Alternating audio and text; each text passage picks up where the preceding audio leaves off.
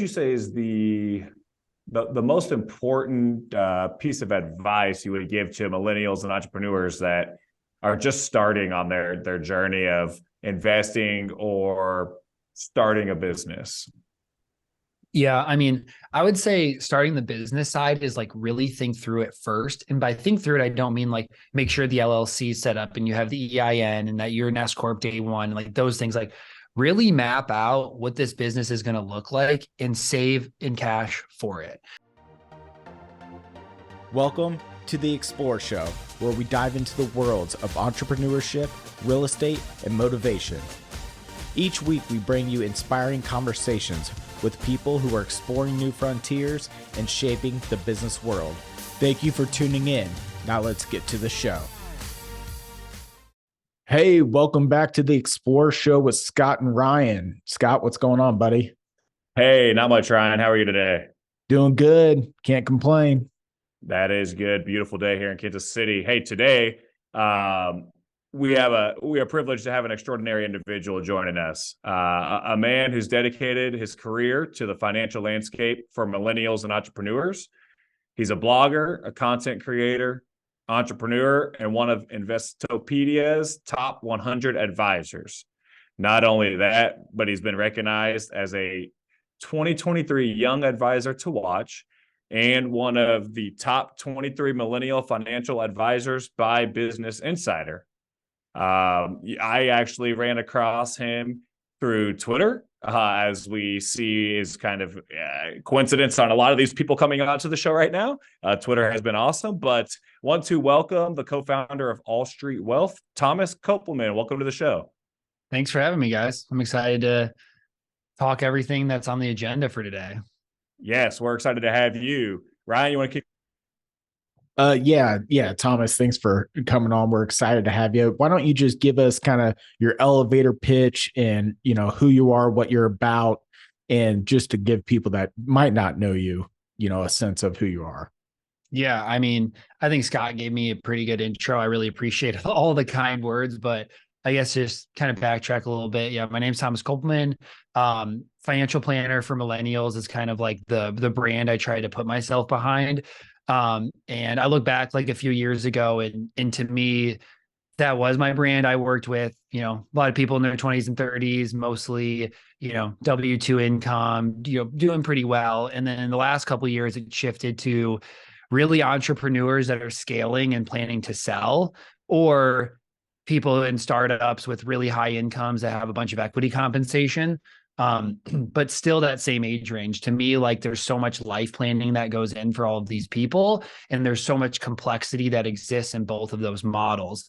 And those are just the natural people who are finding me from Twitter pretty much. And so we're basically, I view our RIA as more of a tech firm or a startup than a like traditional financial planning firm where like, here's the process and here's what it looks like. And, retirees and more of like, hey, who's coming into us? What do they need? How do I build the team around that and provide a really amazing service to them? And we're like always trying to figure it out and improve and get better and continue to hire. I mean, we're 18 months in. I have a CFP, I have my co-founder, I have an assistant, and I have a full-time employee starting in a couple months who's an EA who will help a lot on the tax planning because that's what we have to be really good at. Wow, 18 months, and you have seen significant growth then. Yeah, I mean, I always share our numbers because I have no problem. I like the build in public idea, but I mean, we started basically, I brought over a couple clients. It was a little over, $2,000 some $100 a month. This next month I'll hit 20K, which is really good. And right now we take on about 3 households a month with a minimum fee of $9,000 a year to work with us. Most people falling closer to 12,000 fee. So we're able to scale, I mean, pretty fast.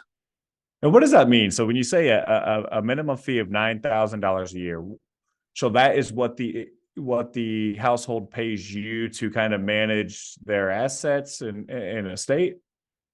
For a lot of people, we actually just don't manage their assets. We give them the advice on what to do with their assets, but they choose to self-manage. They pay us $9,000 a year or more to be their advisor. So that looks at creating a brand new financial plan in place, basically helping them know all of the things that they need to do and helping them make sure all of those things get done. So like, it's not like, I mean, we're talking everything from investments to estate planning to buying a house to, I mean, I'm doing tons of consulting for the business owners I work with. We're helping them analyze real estate and rental properties that they're buying. But we don't make anybody have us manage their assets. We let them do that. And then now, I've been getting some pretty big clients. Like I have a household I'm working with now who, like, between the parents and the daughter, they're going to sell for about 80 million. And so now I have a partnership with an ultra high net worth office that they'll manage the assets of my like super high net worth clients. Cause that's just, I feel like I'm a great planner, but I still have plenty to learn on like managing that amount of assets. And they have a 10-person team and they have qualified opportunity zones that they vetted and private investments and things that, like, until we really build the team to be that big, we can't do. And I want them to get the best service they can. So is your, I guess, long-term plan, are you trying to be more like a family office? Yeah. I would say we're like a small family office right now because we do everything. Like this week, you know, like that client, I'm introducing them to the estate plan. I'm vetting the estate planning attorneys, meeting with the estate planning attorneys. Then, you know, we are vetting their tax firm to see if they need a new one. We're on those meetings, connecting the parents to a different financial planning firm. I'm talking to their banker about, you know, new mortgage. You know, we basically talk to all the professionals, bring the whole team together. We almost create the whole team for everybody. But that's also why I think we raise fees, is because, like, you know, $9,000 a year sounds like a lot to a lot of people, but it's pretty complex situations. And I think some people think that's high, like in the financial planning space, but then most of the business owners we work with, we're like, look at your assistant, you know, your assistant's valuable. You pay them 4X what you pay us. I don't think you'll walk away at the end of the year and think that we're less valuable for that fee that they pay us. And which is a big surprise to me, because like when I started, my fees were 150 a month, 200 a month, 250 a month. And I was like, you know, I hear people charging 400 a month. I'm like, who would pay that? That's crazy. But then I moved from, like, the average person that comes in our door is like bottom end 500,000 of income. And I mean, we have clients who are 700,000, a million, you know, having businesses that they're taking 100,000 plus in distributions a month. And not only do they need the help on the education side and the planning, but the other side about it too is they're just busy, right? I mean, I'm sure you guys can attest to this, right? Like, you have families, you are evaluating real estate, you're running your business, you have all of these things going on. A lot of times you don't have the time to do the research and figure out what to do. But on top of that, like, you don't even really necessarily have the time to do the things and keep yourself accountable to make sure all the things get done. And then tax laws change. And then the estate tax, you know, is going to drop in half. And then, you know, all of these types of things just happen.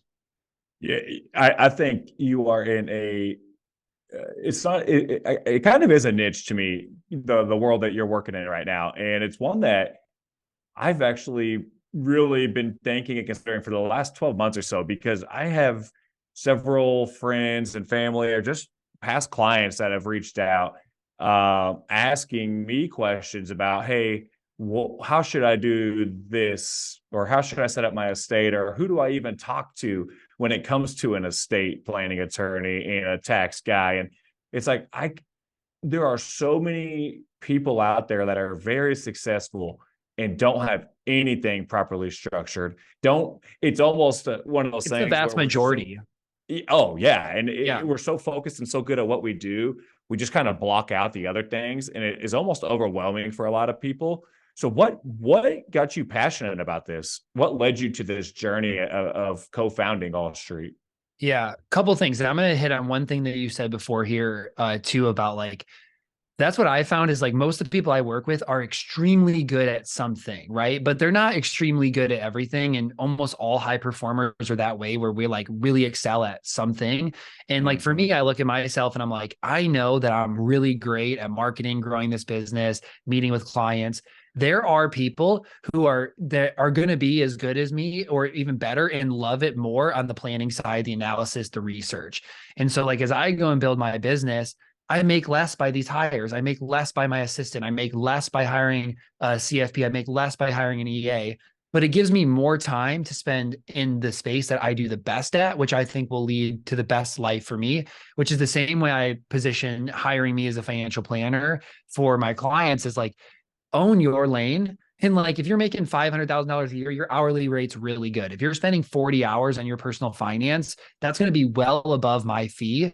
And you also only have your own experience too, like in only the research you found, like putting it all together and the things that you can't find or understand or apply to yourself.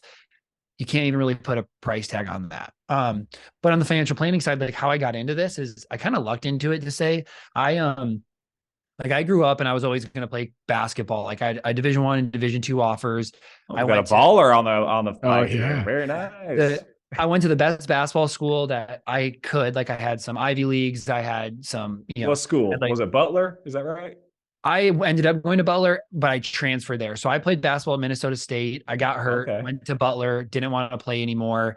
And Hang on, what position did we play? I was a shooting guard. I was gonna guess that. Yeah. I mean, I was okay height. I was a good shooter. Like I scored over 1,000 points in high school just off threes alone and scored like 2,300 points in high school. So I had a good career. And that's really all I thought about. You would school Ryan. Ryan is the worst basketball player I have ever met. I'd never claimed to be good at basketball, so that's fine. Sorry. But I was just like, for my whole life, that's really all I thought about. Like I still got good grades and focused on that, but it was really like basketball, gonna go play overseas, whatever. And then I made the pivot, and in college, I had no idea what I wanted to do. I did, consulting, I did pharmaceuticals, I did an insurance company, I did a startup. Like I just did all these internships. I think I did 6 in college, and I literally hated them all. I just felt like I was just there. I was doing a job. I didn't feel any of the impact. Like whether I did great or good didn't make a difference. And it just like, for me, I was always like, I'm really good when I obsess over something. Like when it's something I love, I'm amazing. When it's just a job or something I'm doing, I'm average. And I have no problem admitting that. And Typical trait for high performers. yeah, I mean that, and I totally have found that to be true. But my thing was, I just didn't know what I wanted to do. But I look back on my childhood, and like my grandma had a huge impact on our life. Like she was able to help pay for our college. She took our family on vacations, and it was all because she had a business that did well, and she had a financial planner, and she did really good things with her money and did good things with her investments. And that changed the course of our whole family's trajectory. And then I look back, like in high school, I had a business where I helped train younger kids in basketball. And then after that, I had a time in college where I was training people physical fitness, nutrition wise. So I started to realize like, maybe I just want to work with people on something, but it didn't feel like health and fitness was the thing, right? Like you have to be there all the time, blah, blah, blah. And I just ended up like getting a job at a broker dealer.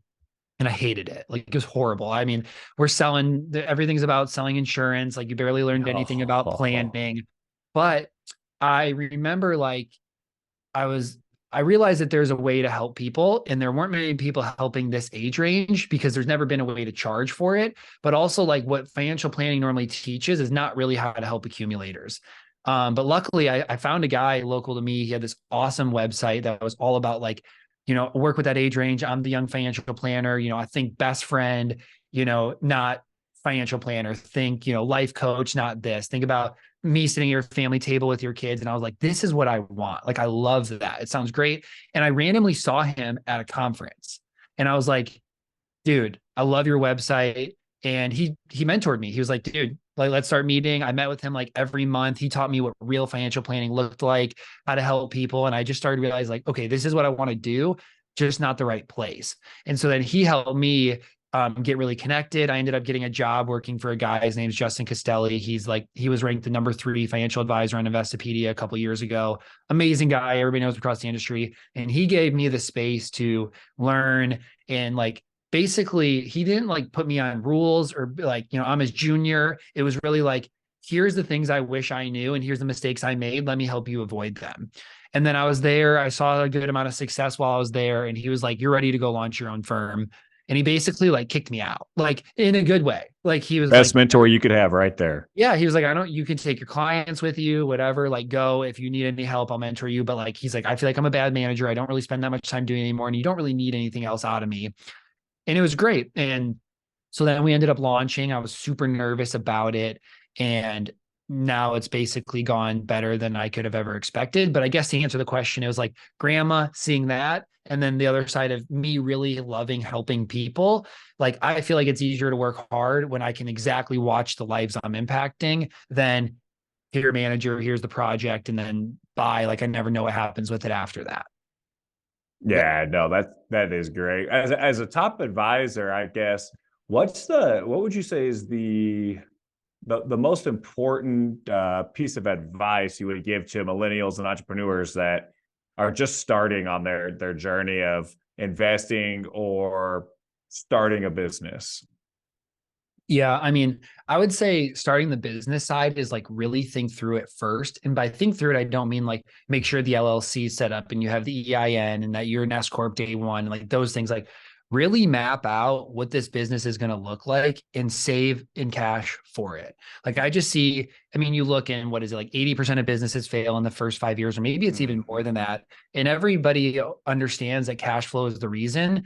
I think the best model one is build 1 to 2 years of runway, actually map out what runway is, right? That's business expenses, living expenses, and go into it giving yourself that runway. Because if you give yourself 2 years as you grow, that might be 3 years, right? To really build it. Because most people just get to the point where like, we have no more runway. I have a family. I guess I have to give this up. And it's all because they didn't plan well. And you can plan well. The other thing is hire people. Like, not like one, hire people early, but two, hire experts. Because like, I just think the reason why I feel like I'm as successful as I am now is because I have really great people in my corner who, anytime I have a problem, they can help me. And that's what I am for my clients. And that's the value add, right? Like, if somebody can speed up your learning 1, 2, 3, 4, 5 years quicker, you are going to be farther ahead. I think way too many people have the mindset of like hiring a cleaner, right? Hiring a cleaner is a cost, is the benefit enough? When you're hiring like coaches or financial planners or whoever it is in your life, it really isn't a cost. It really is. Well, it's not an expense. It is a cost to get X value. And the goal is that the people you have in your life are providing well more value than that cost is going to be. And by doing that, that's going to get you into a way better spot. And like, for me, I look back and I was like, I know planning, but I have a lot more to learn on planning. So I hired a CFP who had 10 years of experience to not only help me do the work, but then that brought up my education 5 years faster than it possibly could have. And that will put us well farther ahead than if I would have saved that dollar amount in my business. Yeah, no, that's one thing that I preach all the time. A lot of people don't understand. You got to know what your time is worth as well, and if it's worth more than what somebody's offering to do work for you for, why would you be doing it yourself? Pay for it. That mind space, that time to do whatever else you're making more money on, go spend time doing that. Don't focus on these little things that you, number one, don't enjoy, because then that just is not going to be good for you anyway. But number two, you could just hire out and life is so much better and easier. You're happier. When it comes to mowing, that's one of the biggest things I tell people to start with. Like, if you really do not enjoy mowing, hire it out. Pay somebody else to do it. Spend your mind space and your time doing what you enjoy, and make more money at. Yeah, no, I mean, that's all I'm about. Like, that's how I'm building out my business, is let me stay in my lane and let me find experts to fill all of the other lanes. And when you put everybody in their A+ position, you end up so much farther ahead than when you try to wear 10 hats. Yeah, and hiring and paying their people to do what they're good at is worth it. Pay people right. That's one thing that I preach all the time. Like, I would rather pay somebody, 20, 30% more than the industry average if they're an A player versus hiring 2 B or C players. Now you're paying 2 to 3 times what you could have paid for the one person that's going to be way more productive than all these other people you have to manage. Or you don't pay this person what they're worth and then they leave. And then you're like, wow, we have people expecting this role. Now I have to fill that role. I don't fill that role as well. I also don't have the time to fill that role. Like, my thing, what the people that I'm bringing on is they're going to get paid more than they were being paid before. They are going to get bonused well. They're going to earn equity, and they can buy equity after X number of years. Like, I think equity is the fastest way to lock people in.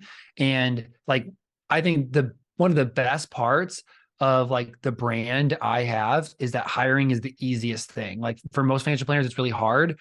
But like right now, we're getting like 10 to 15 advisors a month asking to come work for us. And wow. it's like, it's great. Like when we hired that CFP role, in one day we had about 30 applicants asking to take that role. And it was like, well, I mean, that Holy is cow. super great. Yeah. I mean, that's the power. Like people talk about branding and like having a personal brand is like good for your business and clients wise, but not enough people really talk about the side of it of, hey, like this also helps with hiring and wanting people to be a part of what you're building.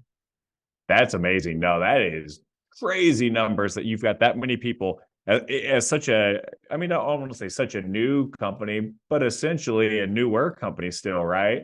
To have that many people trying to take on a CFP role, I think you said 30. That just goes to show that number one, you're great at branding, like you said. Number two, you're really doing good out there if that many people want to come work for you or with I you, mean, really. I like to hope so. I mean, I still know that we have plenty to improve on and to get better at. Um, but I think that's all part of the journey of being an early business and serving really a market that isn't necessarily like built out of how to work. Like I look across the industry and I could name 5 other really great planners in that space, but that's not a lot, right? You look at the retiree space, there's 100,000 advisors that are doing that probably. Maybe not all of them are doing it well, but it's standard of how you work with them. I mean, you have the semi-annual meetings, you talk about RMDs and here's how your portfolio is doing. Hey, yep, maybe we have to take a little bit less this year. Hey, this will keep you under being taxed on Medicare, like all of those different types of things. That's just way different than any of the talking points that we have with our clients. Would you say that you're more of a life coach, life planner, or Yeah. financial? Because to me, it feels like you guys are really doing the entire spectrum, not just the financial side of it. Yeah, I think that for some clients, the financial side is like almost in the back seat. Like I almost consider like business consultant for the bit, like, cause I have so many business owners that are like super successful and they like really good at a skill, but they didn't know nothing about growing a business, running a business, you know, their P&Ls, all those type of things, or marketing or whatever. And then we have the like life coach. Let me help make sure that we're using your dollars to live your best life. Like we help uncover their values and make sure that the way that they are spending their time and their money and their future decisions align with those things. So we have business consultant, life coach, and then we just have like financial planner. And I almost like, because financial coach is a term that just means you can't manage investments, I don't like using it, but I think it actually is a way better term. Like we are help coaching you on your money. And like, not only are we like coming up with all the strategies, but I think people underestimate the value of having somebody to make sure that you make the right decision at every point of your life, right? Like a few small mistakes early on or at any point really Costly. set you back. Like my clients, I mean, we meet with them quarterly. And then on top of that, they're like, oh, hey, car engine broke. We need to get a new car. What can we afford? And like how much we finance, how we put down. Like almost every client I come in is like, thinks they can afford way more of a house than they could. And all of a sudden you buy too much house. That is a costly mistake over your lifetime. Or, hey, you know, we didn't know we should move to S Corp and we have X amount of savings. We don't have retirement account set up. And now we have S Corp and solo 401ks for husband and wife. And now you're at 30,000 plus in tax savings and you compound that over 30 years. And there's not that many decisions that you have to get wrong to really mess yourself up. But on the same side, there's a few big decisions you have to get right to set yourself up well. And that's your investment rate, that's avoiding bad debt, that's great tax planning, that's investing properly, right? Diversified portfolio, that's, not buying the wrong rental property. There's just so many of those things, and we can help that people get it right. So when it comes to regard of comparing, and I'm just throwing this out there, I want you to kind of tell me the difference. So take a creative planning. I'm sure you're familiar with them, a Mariner. Well, Yeah, I know Peter. Yeah. yeah. Totally. So when it comes to Creative or Mariner versus you guys, obviously Creative and Mariner are helping invest in different index funds and whatever else too, which it doesn't sound like you guys do. Is that correct? No, we do that. I mean, we still globally diversified portfolio. I mean, we'd probably be very similar in the philosophy around that. But and like what I think I can do is I can drive so many people. Like right now, we're driving minimum of 20 prospects a month from Twitter to our business, and they apply. So everybody applies, we vet them, and 80% of them are qualified enough to work with us, which is hard to find people in that space. And then from there, I think what I can build is I can be my job is to grow the business, and people believe that I'm a great financial planner, but what I'm going to be good at is hiring experts in every niche. So we're going to have real estate investors, we're going to have solopreneurs, we're going to have businesses that are going to plan to scale and sell. Then we're going to have doctors, and then we're going to have medical professionals. You have lawyers. And my job is to bring all of those people in and source them to the best financial planner for that role. And that is similar to what creative planning did. But my big thing is I want to scale without debt. Not that I'm like averse to debt, but I just like the ability to not do that for a while. Maybe if we're huge, that obviously changes things a little bit. But right now, I want to be paid really well. So I'm like scaling still faster than almost anybody else, but I don't want to like feel like I can't live and enjoy my life either.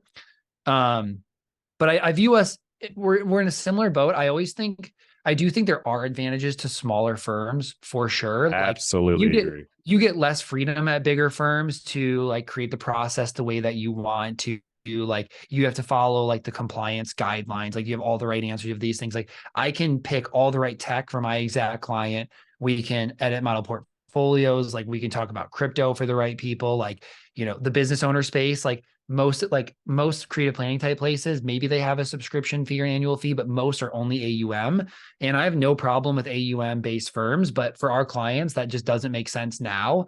I think down the line, we will let them be AUM because I would rather pay a percentage for my assets than pay $750 a month out of my checking account personally. But you just don't feel it as much. Like even if it might be a little bit more, you don't feel it. You don't, which is actually kind of funny because you could basically just have people say like, oh, you're investing $1,500 a month. And before they invest it, then just pull it back to you. And it would feel differently. I don't think that would necessarily be the right way, but yeah. I think there are advantages to all of them, right? Like the advantages are they have a big team. So like when you have a problem at creative planning and you don't know what to do for your client, there's somebody on their home office that you can call. I just build that through great advisors that are in my network that want to help. So I think like much more personable, it feels like with you. So like you get the personal touch. You're kind of working with all of the clients versus a big behemoth where it's kind of like, hey, these are our systems and our processes, and this is how it's done. We really can't shift it from this. Where you, on the other hand, you can get very creative, very unique per individual right now. Is that what I'm hearing? Yeah. And like creative planning, like those firms are normally really, really great at working with people that are 50 and above. Like, and again, I'm not saying anything bad about creative planning. I think they're an amazing firm. I have friends that work there. I have friends that used to work there. But it's always going to be a bigger firm is always going to be more corporate. That's the pain point of growing a bigger business. Oh, we're going to get Peter Maluka on the show, by the way. So we're going to have him challenge these. He can't, but even like, I just know like if we build big, right? Like, bigger businesses move slower, right? Like you have to have systemized process. Like as soon as you give everybody customized freedom, it's just too many problems. They don't have a set process. Like maybe they can be efficient on those things. But I think there's good and bad to both. Like I think there are good resources and abilities that they have that they're going to have the advantage of.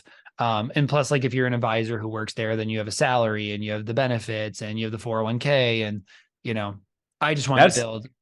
That's what's the beauty of competition, right? It allows us. Competition is good. I mean, the reality is it's healthy and it's good because it allows for different options. Whereas you can be much more personable. You can provide a whole different set of options than somebody that might be the behemoth or even somebody similar to your size that might focus more so on these items.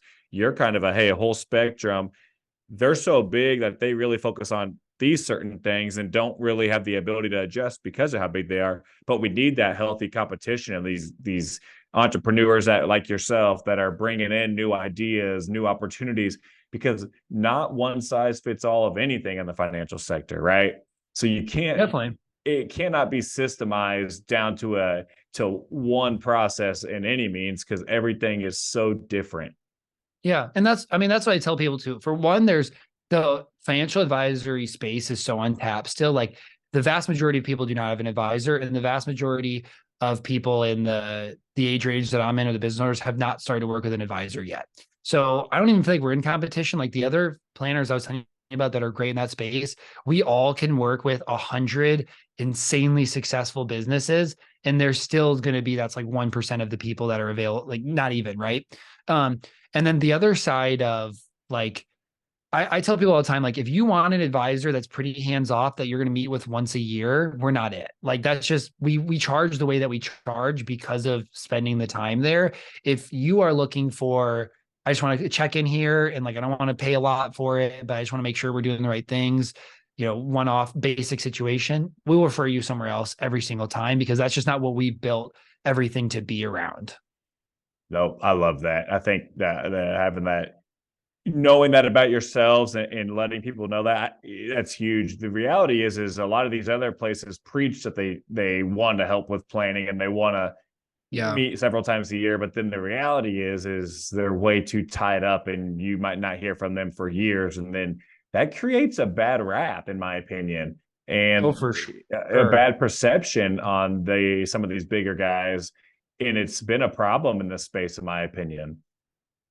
It's a huge problem. It's actually why people distrust the industry. Is the vast majority, like if you look at an Edward Jones or Northwest Mutual or any of them, they on average probably have 700 plus clients. And their goal is really, we meet with you when you call and you need a meeting, but we're really not trying to proactively meet with people, because that's just like, then we're in a sales role and we throw you in our model portfolios and call it a day. Like that really was the industry for vast majority of it into the last 5 or 10 years. There are more and more good planners coming out, and everybody's starting to learn that planning is the way. You can't charge 1%, do nothing, expect people to stay with you. And I think people think that's only a problem for Joe Schmo who makes 100,000 a year and has a $50,000 investment account. But like, I have clients come in, like our biggest client that we're working with, like they are multi-millionaires and they haven't heard from their advisor in over a year. And they're about to sell a business for just under 100 million. And like, they haven't talked to estate planning strategy to be used there. Like there's just all of this stuff. And you think that the big firms get it right, but it's still the same way where you're incentivized to sell and bring in,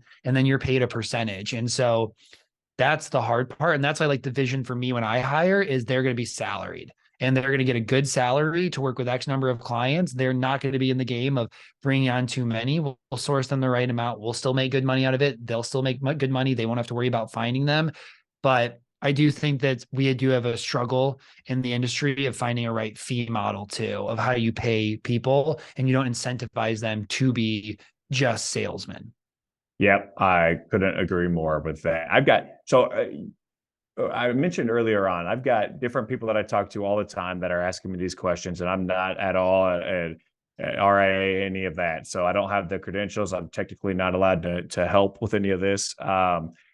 But the reality is I've spent a lot of time researching, learning, and doing it in our own business, and providing value in many different ways to people just because of what I've had to go through. And it's been a nightmare, if I'm going to be honest. Most of the time, what we come across is the lawyers know what the lawyers know, the accountants know what the accountants know, but none of them want to talk. And that was a huge and that's problem. what we quarterback. Exactly. I have a meeting with a pro football player next week, because that was his story. He's like, I feel like I have all these people, but we have no plan together. And that's where I think the family office vision is what makes sense. Is like, I had a tweet yesterday that like this week I've met with 3 estate planning attorneys, a financial advisor for a parent, 2 different CPAs, an insurance firm, all in this week for my clients, and most of the times with them. And, I'm calling their banker and I'm calling the mortgage like, that's what you have to do. And really how it should be, and how I view the financial planner role is like, here's what you need to do. We know on the estate planning, here's the best options for us to look at and probably what we want to do. Then we go to the estate planning attorney. Instead of saying, what are their options? We already have boiled it down to probably the 2 or 3 that make the most sense.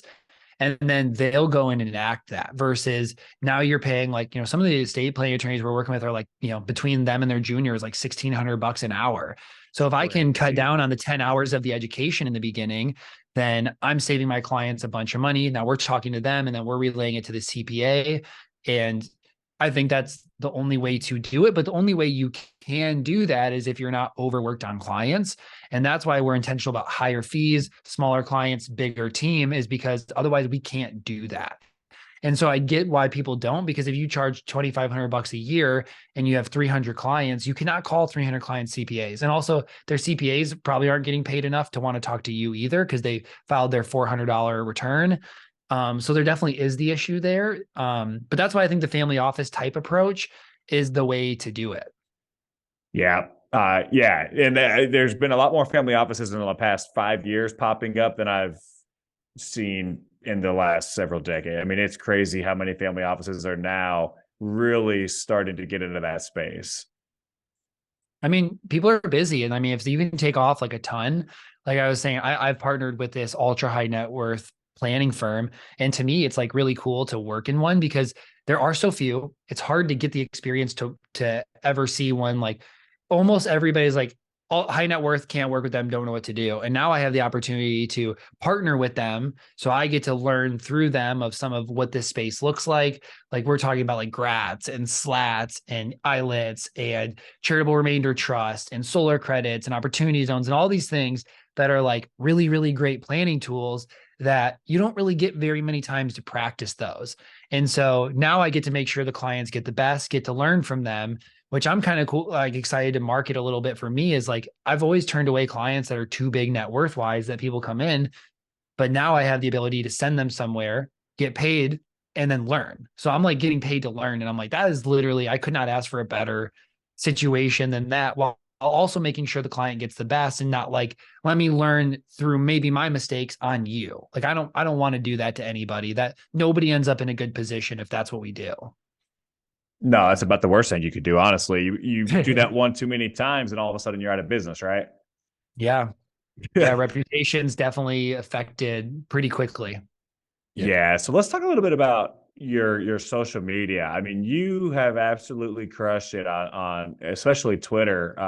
Thanks, But man. tell us a little bit about your social strategy and kind of what got you interested in open your eyes to the network there is on these different platforms and how you could build your business on them. Yeah, I just want to hit on. So, Thomas, you have over 13,000 followers on Twitter, over 6,000 followers on LinkedIn. You got your podcast, which you have coming up on 100 episodes. And then you have a blog. You have a lot going on. Do you have a team? Yeah. Like, how are you doing everything? I do it all actually. Which is, I think most people are surprised by it, but like I just started with one thing at a time and built on top of it versus starting with all. Like that's always my biggest piece of advice to everybody is like own one thing. And then as you get good at it, accelerate. So like when I started, it would take me like 5 to 7 hours to write a blog post and edit it. Like now on average, it probably takes me 20 minutes to put out my blog post per week. Like here's the idea. I already know about it. Maybe I want to refine my thoughts, edit it one time, post it. And then I got good at that. And then I decided, okay, great. I'm going to add the podcast. So I started doing a podcast every week to then get better at that, get used to the editing, creation, boom, got that. Then I went to the newsletter, one a month. I've cut down my newsletter because I was like, yeah, there's too many parts to it. Let's make it more concise. Did that for a while, got good at that. Then I said, okay, let's uptick my social. Instead of doing 3 LinkedIn posts a week and 3 Twitter, let's increase that. So then I got good at that. And then forever, I just didn't really leverage Twitter. Every advisor is like, Twitter is for networking, LinkedIn is for getting business. And that's like everybody's experience in the industry. And so I just believed them. And then I like kind of just took an audit of my own self. And I was like, I don't think I learned anything on LinkedIn. Like, no. I really don't think I use LinkedIn. And all you get is DMs of everybody trying to do business or trying to charge you for something. Exactly. And so I was like, but I learn a lot on Twitter. Like I do network with people, but I learn about real estate. I learn about investing. I learn about taxes. I learn about estate planning. I'm like, if I'm going to try to work with people like me in their 20s and 30s that are building pretty cool things, then maybe I should create there. So then last January, I was like, I'm going to get started here. I had like 800 followers and I'm going to write a thread every day for the first month. And they were terrible, but it was a good start. And I really learned about how important your hook is. Like, I think most content's bad because people just say like, an HSA is a triple tax advantage account. Here's what you need to know. And people are like, well, that means nothing to me. But you have to write a good hook to get people then to read the rest of the thread. So then I got better at that. And then now I'm at the point where like I schedule 3 posts a day every day. And then I probably tweet 3 to 5. Like I leave every meeting and like, what's the takeaway I can put on Twitter or something. And so my thought is everybody not only said don't use Twitter, but then they also said only focus on quality. And they said focus on quality, never give up quality for quantity. And I was like, what if I give up a little bit of quality, but I scale quantity by like 10x? And so then I started to do that. And that's when things like really took off for me. I mean, now I've gained almost 13,000 followers in 15 months, which I think is a really good start. Like in Q1, I would say so. in Q1 of this year, we had like 46 qualified prospects come inbound from Twitter. And I think that I just think in professional services industries, people think of marketing as selling, of like, Monday, my post, maybe I read a blog post. And then Wednesday, I talk about why you should work with us and try to sell you on something. And then Friday, I post a link of another blog post in a like great post, right? Like just terrible. Like nobody is like, got to work with that guy because of that. But how I think of marketing is nobody is going to choose to work for me from any single post. That's just not how it works. Nobody's going to say, I'm going to go throw $9,000 a year at this guy because that was a great thread on Roth IRAs. Right. But what I'm going to do through that posting is, one, I'm going to be seen as a subject matter expert. So they're going to see, and they're like, he talks about this and that and this and that. And they're like, wow, like that's a lot of stuff. Like he's obviously the best financial planner for business owners that are scaling. Right. So I start there. I do that over and over and over and over again, fully aware that people are just going to keep hearing that. I'm going to build credibility. I'm going to be seen as a subject matter expert. So then when they go start that business, or they're like, you know what, we are going to scale. And I've heard something Thomas talked about QSBS and maybe switching to a C Corp. Like, do we need to do that? I'm going to go reach out to Thomas. He's the one financial planner I know that hasn't tried to sell me anything and has just given me all his information away for free. And that's what I think good marketing is really like Providing in value. this industry is provide value and educate people to the point where they have no choice but to want to work with you. And I think if you do that enough, that it's going to work really, really well. So speaking of providing value, let's try to do that. Let's say there's a young advisor out there about to start his own business, which you're familiar with. And you said you kind of started with each one, got good and moved on. If you're new and starting a business, where would you start? What platform and what strategy? I would start with a blog and Twitter. For me personally, because the thing that I like about the blog is like half the time I'm like, ooh, I got a great thread idea. And then all I do is I turn into a blog, or every blog I write, I turn into a thread.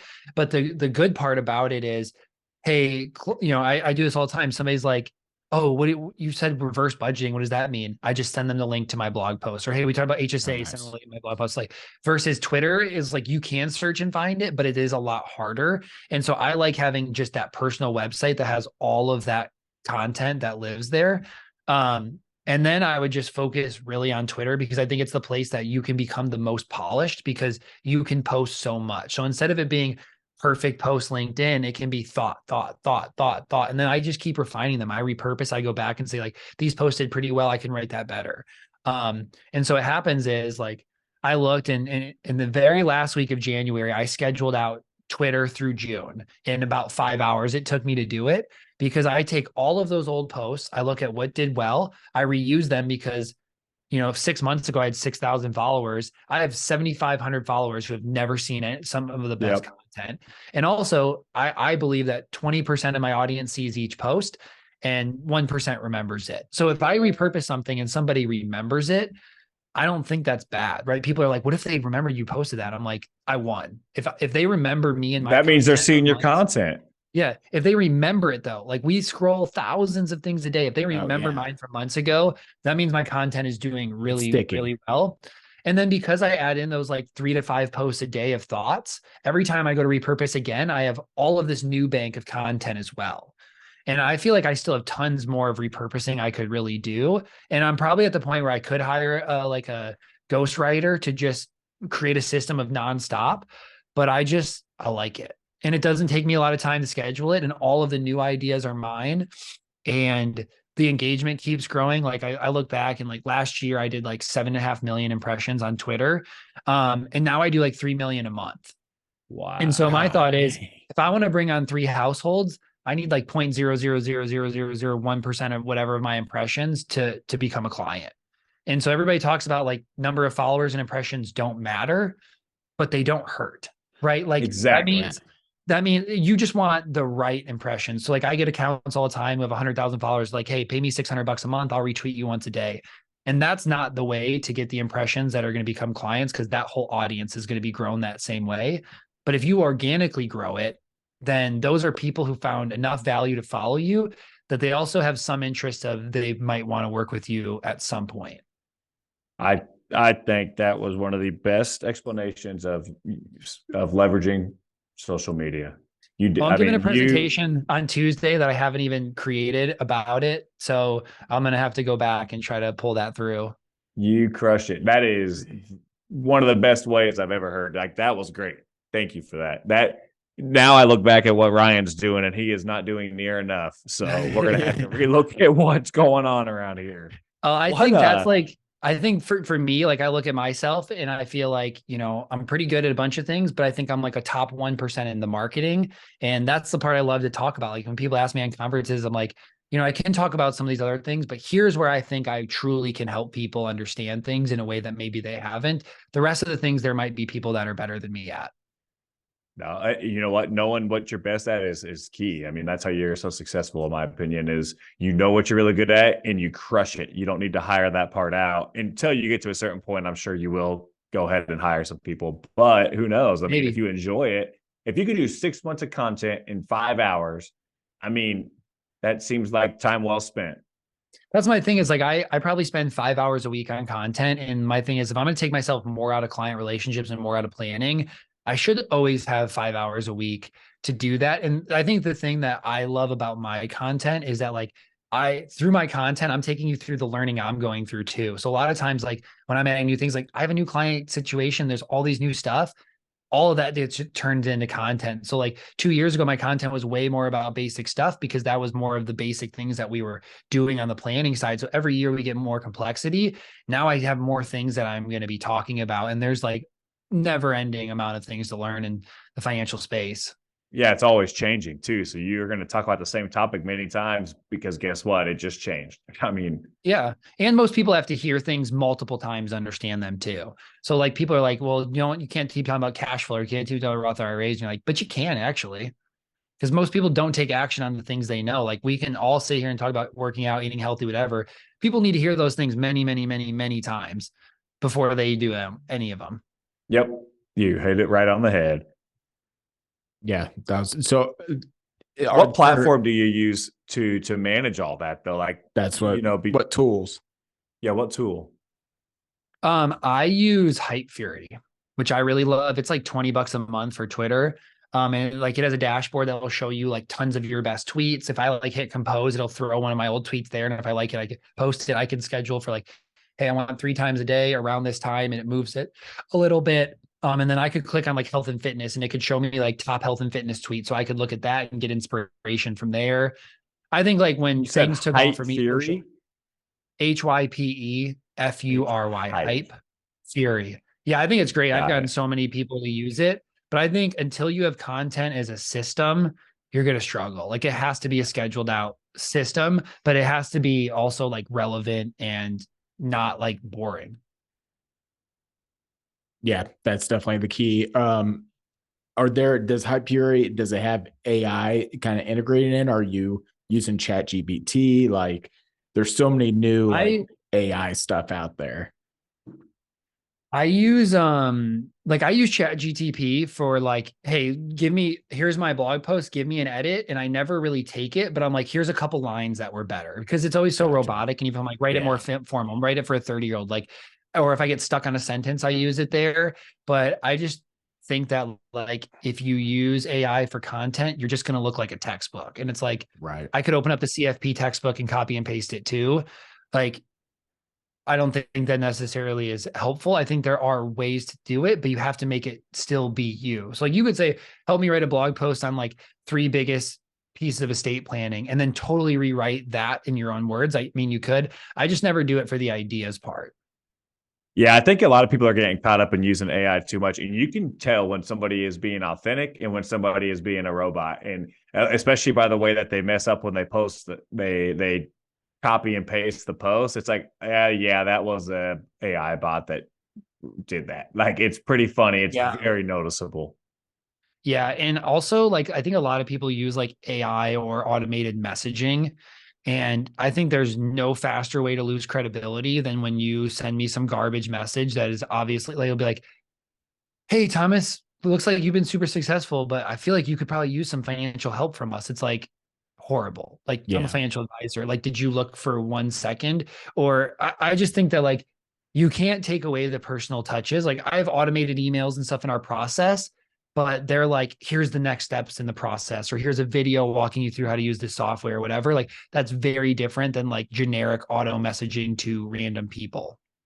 Yeah. I got an auto message the other day. I followed somebody because I liked something they posted, and I instantly got a message where I was like, oh, wow, they're on top of it. I thought it was going to be like a, hey, thanks for the follow, something like that. But it was, hey, here's a link to the rest of my content. And here's apply for this. And it's like, okay, unfollow like immediately, like, just kidding. Yeah, yeah, that's what I'm always scared of is I just feel like when people look at my content or like when I go to conference, they talk to me, they're just like, we love your content, how much you want to help people and like how authentic you are through there. And so like I'm very intentional of like everything I do has to keep that branding because as soon as you like any part comes out and they're like, oh, you're inauthentic in that way, you lose all of the branding that you built, and which takes And so that you lose trust. yeah, Mhm. People yeah, trust authenticity. That's all there is to it. yeah, No better exactly. way to build a community that trusts everything you tell them or do by being authentic. I mean, that's key right now. And I feel like everything is so unauthentic anymore in today's marketing world and just in financial services and everything, that people have a hard time. So once you gain that, to lose it is everything. Yeah, and I think it's easy to get caught in the like the try to go viral space in social media too, and like you just throw like super hot takes. And I also don't think that's the way to go. Like I know some other financial planners who have like 50,000, 100,000, 200,000 followers. And like their following is not based on like them talking about finance. And so their following doesn't actually help them grow their business. It's just like this big following that maybe they can commoditize in other ways, but they're not drawing people to their business because their branding and their messaging is more on like going viral or funny or whatever versus educational. And so I've been really intentional. Like I had an advisor a year ago tell me like, he's like, all you do is talk about finance. Like, nobody wants to listen to that. And I was like, but I think people do. Like, I go look and his last post was about like his fridge door being broken. I'm like, nobody wants to talk about that. Let's be real. Like, nobody wants to hear you complain or talk politics or do all of this. Like, I think my goal is to be a resource and talk about money and help educate people. And they can expect that from my profile, which makes them want to follow because you know what you're going to get out of it. Now, do you post any personal stuff on your platforms? Like, you can see my dog right here. Like, I'll post pictures of her. I'll talk about like, we People just love got dogs. engaged.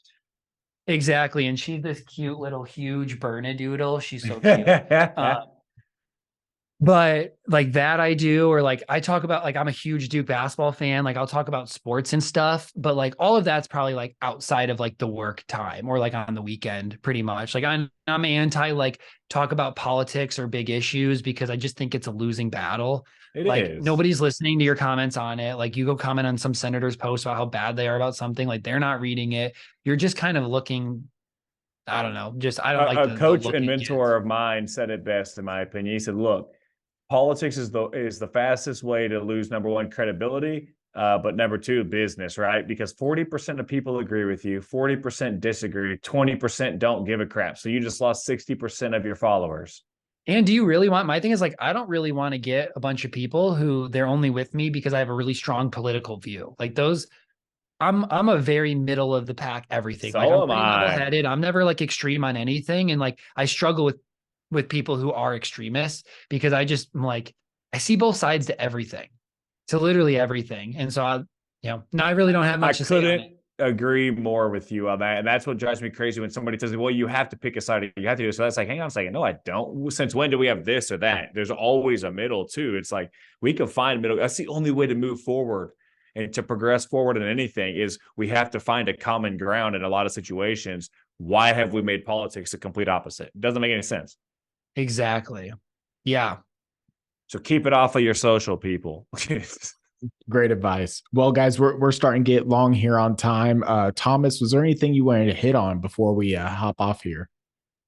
No, I feel like this was an awesome episode. I love that is different. Like for so many, I'm either only talking marketing or only talking about like financial planning for millennials. So it's like refreshing to get to talk about a bunch of things. So thanks for having me on. And I guess for everybody, just give me a follow on Twitter. I'm at T Kopelman, Kopelman, and connect with me there. Yeah, we'll link all your socials and everything in the description, your podcast, all that. I think you had a link tree or something there too. So yeah, we really appreciate you coming on. Scott, do you have anything? No, that's it. Thomas, really appreciate you, like Ryan said, and we will definitely be in touch. I've got some different referrals and things I want to talk to you about. So we'll talk off. Perfect. Well, thanks guys for having me. It was really great to meet both of you. Yeah. Hey, great to meet you as well. Yeah. Thank you. And thanks everybody for listening. Be sure to like, subscribe, comment wherever you listen to podcasts or on YouTube. And as always, we'll catch you on the next one.